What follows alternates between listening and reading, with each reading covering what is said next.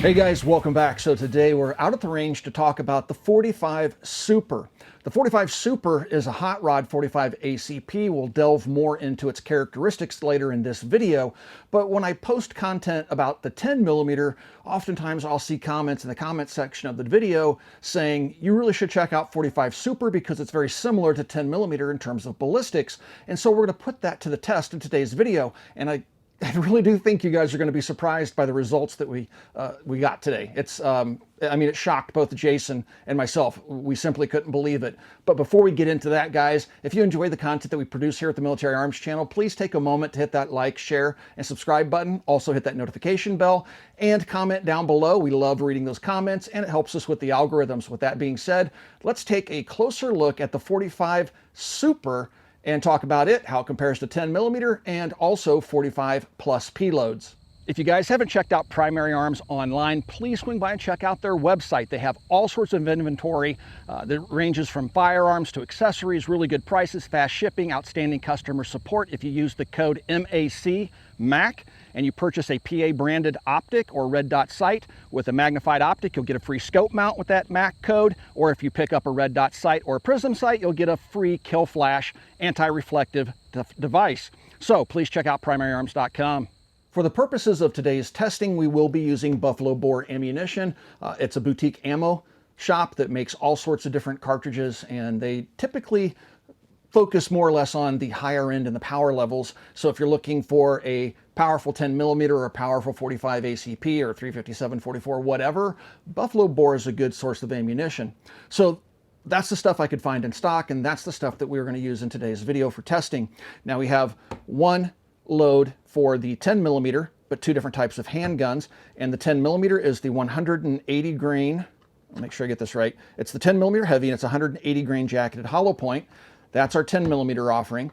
And then for the 45, we have the 45 plus P and the 45 Super. And I probably got those backwards. So here's the 45 Super. The 45 Super has a 185 grain bullet. And then the plus P also has a 185 grain bullet. So the handguns, let's just set this stuff out of the way. The handguns we're going to use for today's testing will be two Dan Wesson. There is actually a relationship there between Smith & Wesson and Dan Wesson. That's a whole different video.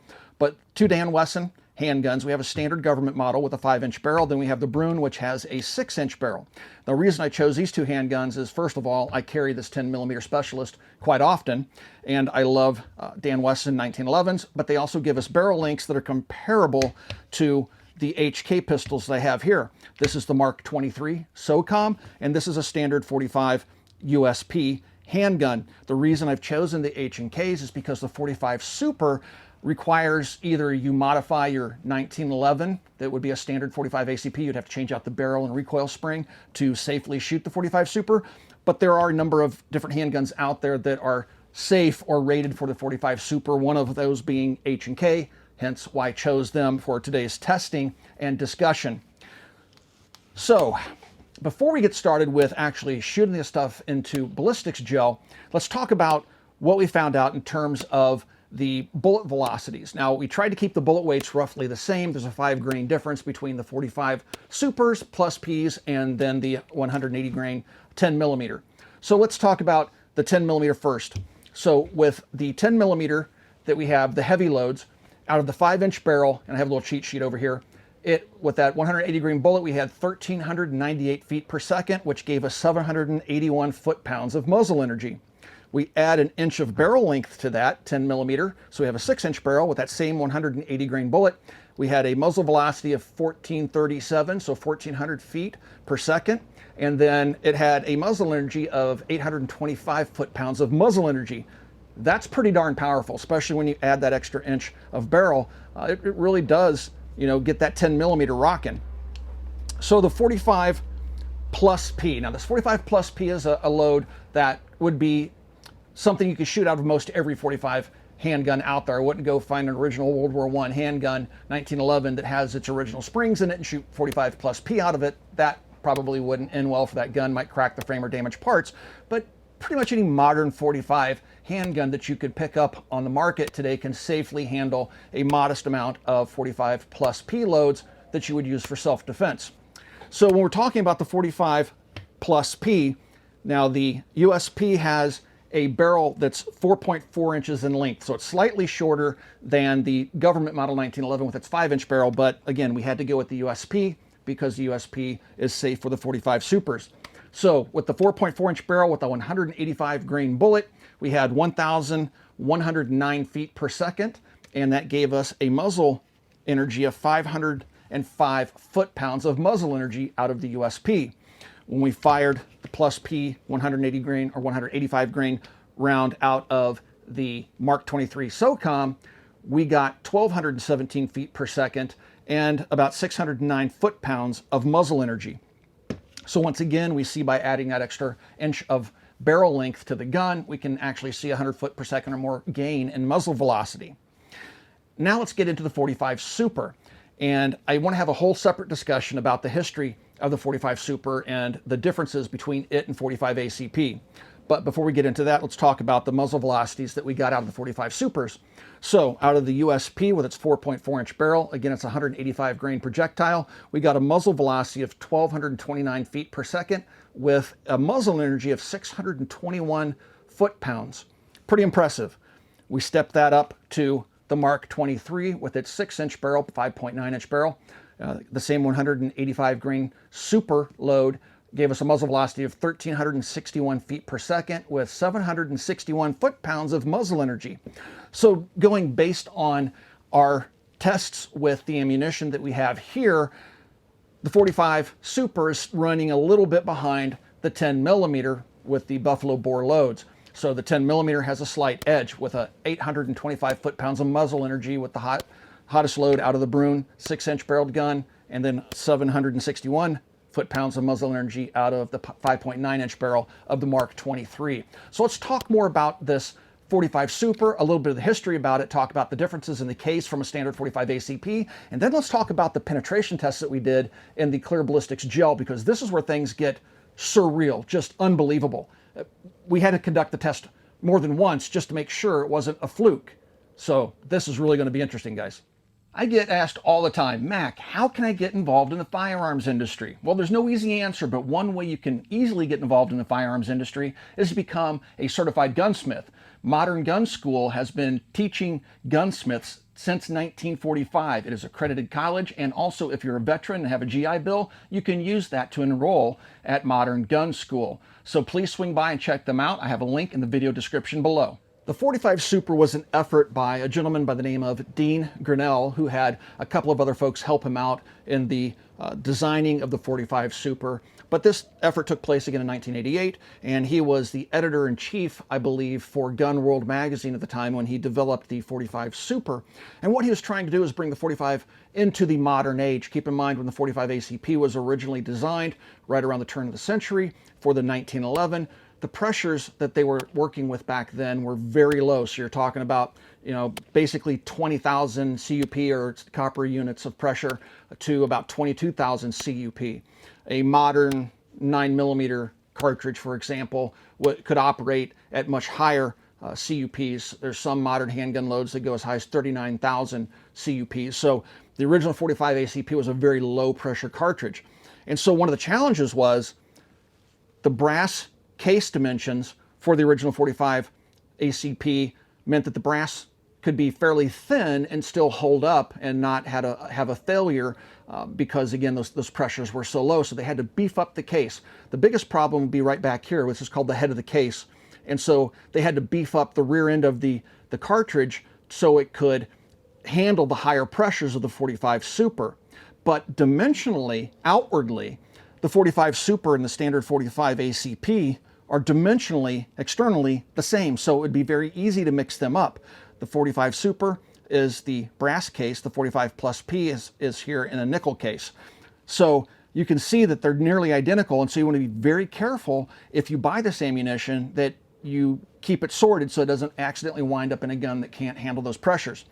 But so they beefed up the head of the case and the rear part of the case to handle the higher pressures, and then they were also working with a 1911, and the 1911, because of its design of its barrel and its feed ramp, leaves a good portion of the case unexposed. when you're operating at 20,000 CUP, that's not really much of an issue. But if you have a big portion of the case unsupported by the barrel at these higher pressures the 45 Super is operating at, you can have the case fail, blow out, and it'll literally blow the rounds that left in the magazine, follower spring, and everything straight out of the magazine well into the ground.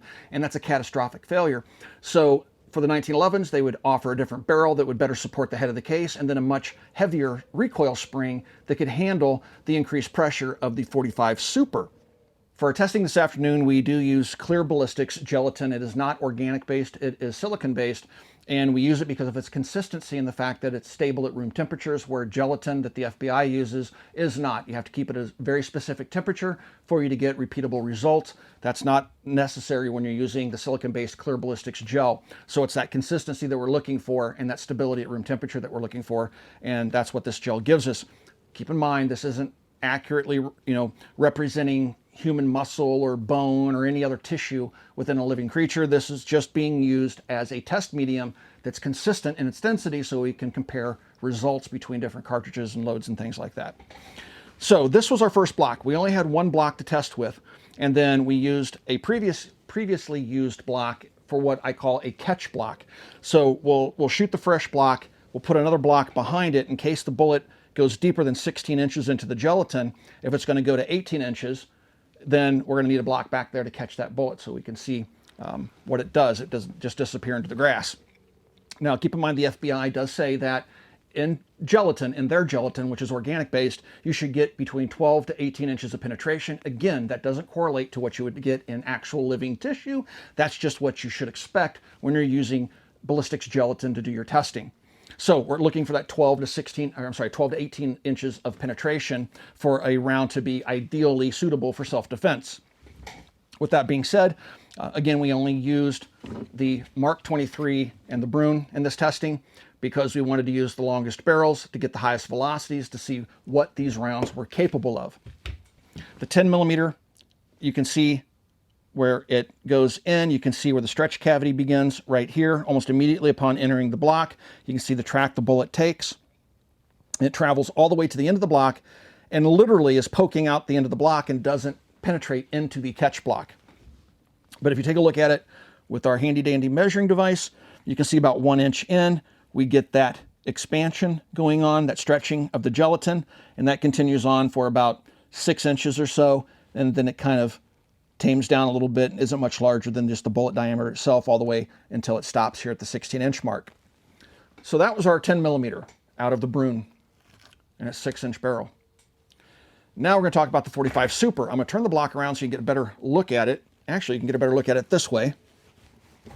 So again, the bullet's going in this way and going that way. I'm going to flip the block up. So the 45 Super entered, and you can see its stretch cavity here. It's not all that impressive, but you see a lot of like little sprites and stuff coming off of it.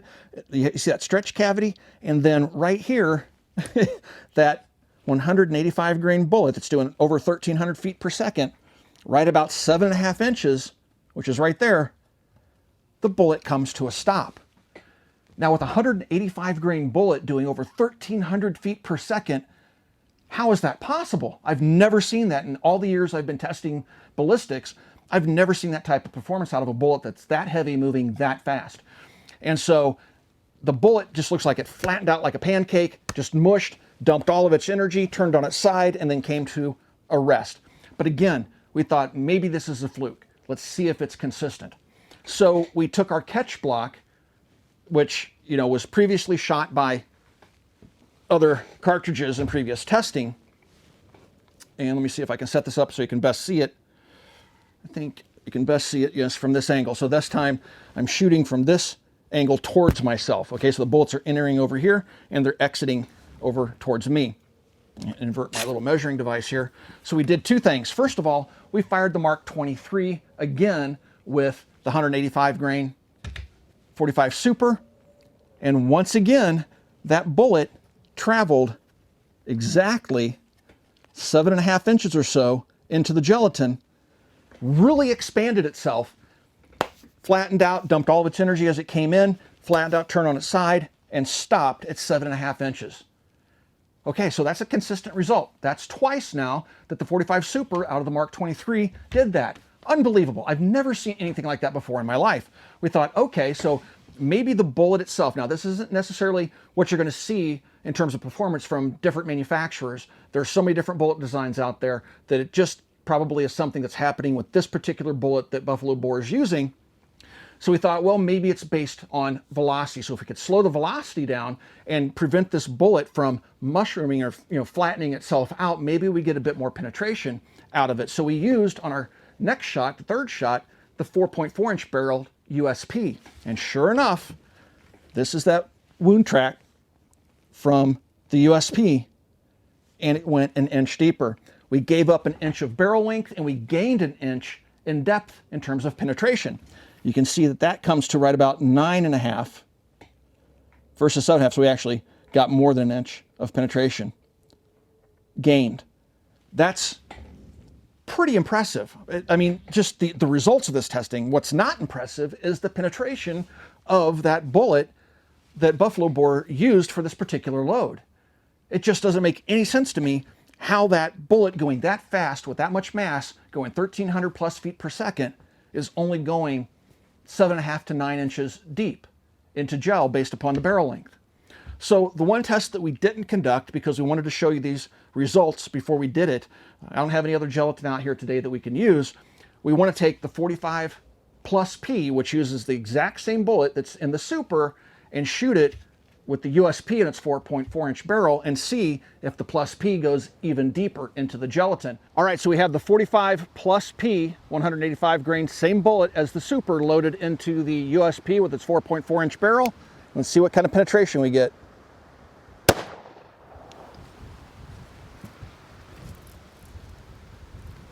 It zipped right through the gelatin. That's the wound channel right there. It went over 16 inches. That's it right there. Sure enough, you slow that bullet down and it does what it's supposed to do, but when you speed that bullet up to 1,300 feet per second, it only goes 8 inches into the gelatin.